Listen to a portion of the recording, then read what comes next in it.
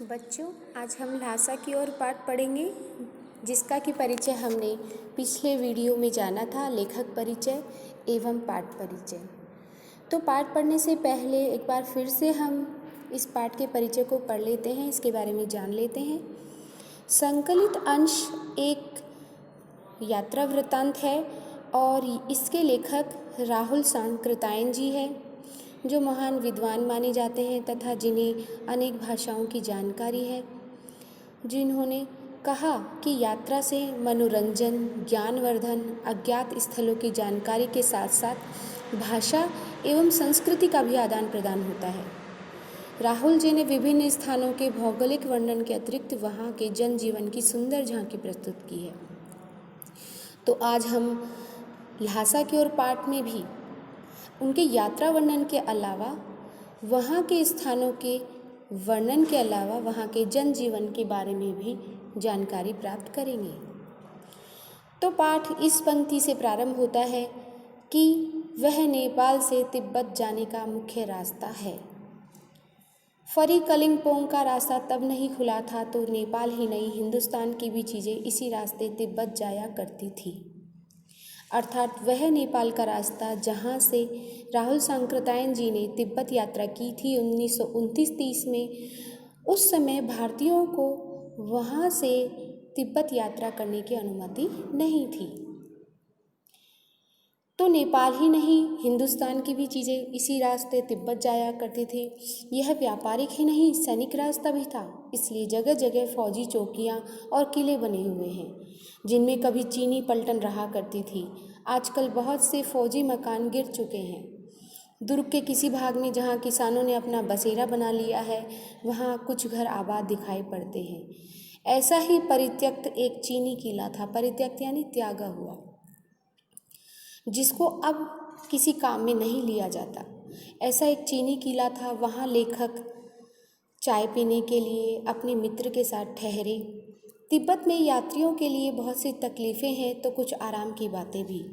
वहाँ जाति पाति छुआछूत का सवाल ही नहीं है और न ही औरतें पर्दा ही करती है। अर्थात वहाँ के जनजीवन के बारे में राहुल जी बताते हैं कि वहाँ जाति पाति और छुआछूत का कोई प्रश्न नहीं है। अर्थात वहाँ पर जाति पाति और छुआछूत नहीं है। किसी के साथ किसी भी प्रकार का कोई भेदभाव नहीं किया जाता है और औरतें भी किसी प्रकार का पर्दा नहीं करती हैं। बहुत निम्न श्रेणी के भिखमंगों को लोग चोरी के डर से घर के भीतर नहीं आने देते, नहीं तो आप बिल्कुल घर के भीतर चले जा सकते हैं। अर्थात जो बहुत ही ज़्यादा गरीब हैं, जिनसे हमें ये डर है कि ये कहीं घर से कुछ चुरा के ना ले जाए, तो ऐसे लोगों के अलावा आप यदि ठीक ठाक घर के हैं, यदि आप एक मध्यम वर्गीय या निम्न मध्यम वर्गीय कोई व्यक्ति हैं, तो आप किसी भी घर में किसी भी समय बिल्कुल भीतर जा सकते हैं। चाहे आप बिल्कुल अपरिचित हो, तब भी घर की बहू या सासू को अपनी झोली में से चाय दे सकते हैं, वह आपके लिए उसे पका देगी। मक्खन और सोडा नमक दे दीजिए, वह चाय चौंगी में कूटकर उसे दूध वाली चाय के रंग की बनाकर मिट्टी के टोंटीदार बर्तन, जिसे खोटी कहा जाता है, उसमें रख के आपको दे देगी।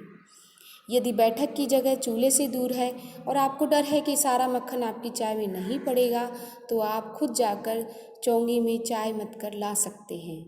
चाय का रंग तैयार हो जाने पर फिर नमक और मक्खन डालने की ज़रूरत होती है।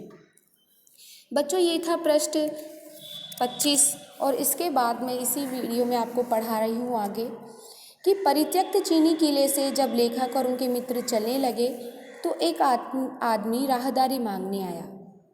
अर्थात जो पर्ची, जिसको कहीं निकलने के लिए जो पर्ची चाहिए होती है, वह एक आदमी उनसे मांगने आया। हमने वह दोनों चीटें उसे दे दी। शायद उसी दिन हम थोंगला के पहले के आखिरी गांव में पहुंच गए। यहाँ भी सुमति, जो कि लेखक के साथ एक मित्र थे, जो एक मंगोल भिक्षुक थे और बहुत ज्ञाता थे, यहाँ भी जो सुमति के जान पहचान के आदमी थे और भिखमंगे रहते भी ठहरने के लिए अच्छी जगह मिली। क्योंकि लेखक यहाँ भिक्षुक के वेश में था, जैसा कि हमने पढ़ा था कि उस समय भारतीयों को तिब्बत यात्रा की अनुमति नहीं थी, तो लेखक ने यह यात्रा एक भिखारी के वेश में की थी। लेकिन उनके साथ जो सुमति नाम के मंगोल भिक्षु थे। वो बहुत ही ज़्यादा प्रभावशाली थे। उनकी जान पहचान के लोग तिब्बत में सभी जगह थे, तो उन्हें कहीं भी कोई परेशानी का सामना नहीं करना पड़ा। 5 साल बाद जब हम इसी रास्ते लौटे थे और भिकमंगे नहीं होकर एक भद्र यात्री के वेश में, यानी एक अच्छे से यात्री के वेश में हम घोड़े के पर सवार होकर आए थे, किंतु उस वक्त किसी ने हमें रहने के लिए जगह नहीं दी और हम गांव के एक सबसे गरीब झोपड़े में ठहरे थे। बहुत कुछ लोगों की उस वक्त की मनोवृत्ति पर ही निर्भर है।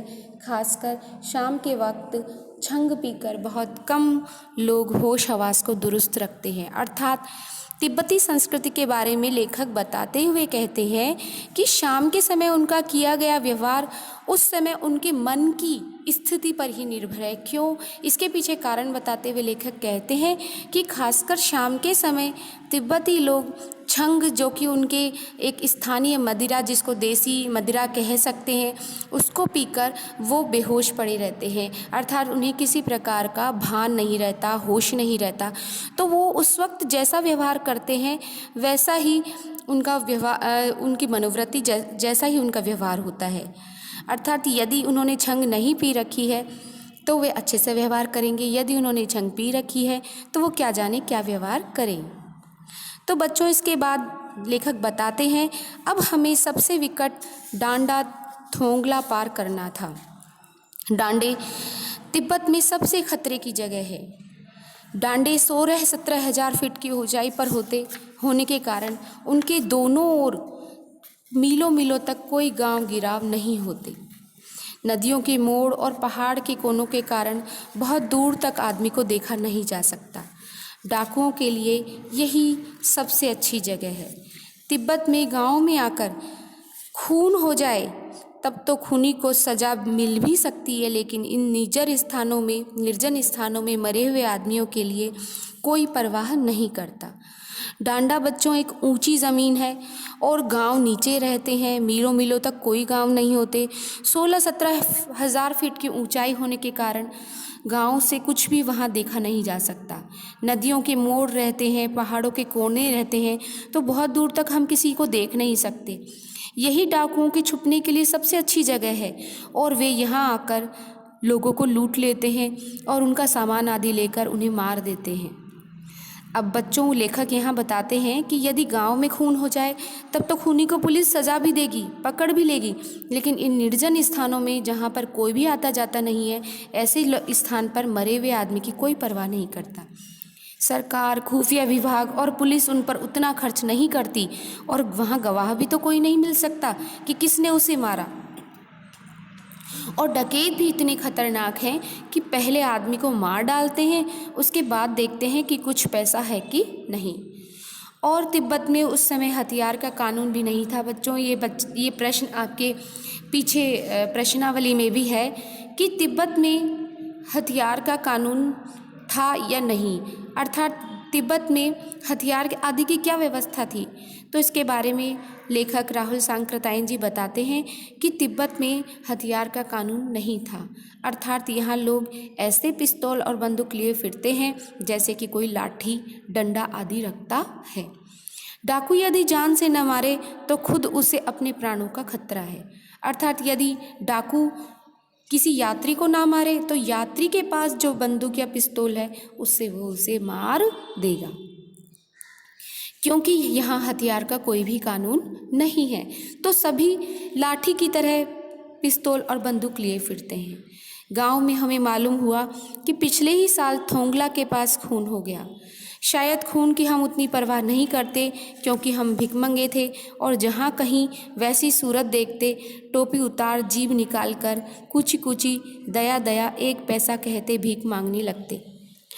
जैसा कि मैंने प्रारंभ में ही बताया बच्चों कि राहुल जी ने यह यात्रा एक भिखारी के वेश में की, तो यहाँ पर उन्होंने अपनी सुरक्षा के लिए जहाँ भी उनको ऐसा लगता कि उनको लूटा जा सकता है, उनके साथ दुर्व्यवहार हो सकता है, तो वे वहाँ पर भिखारी का वेश क्योंकि उन्होंने धारण ही कर रखा था, तो वे जहाँ पर भी ऐसी कुछ अवस्था देखते वो बुरा सा मुँह बनाकर टोपी उतार कर एक भिखारी की तरह से जीभ निकाल कर पैसा मांगने लग जाते।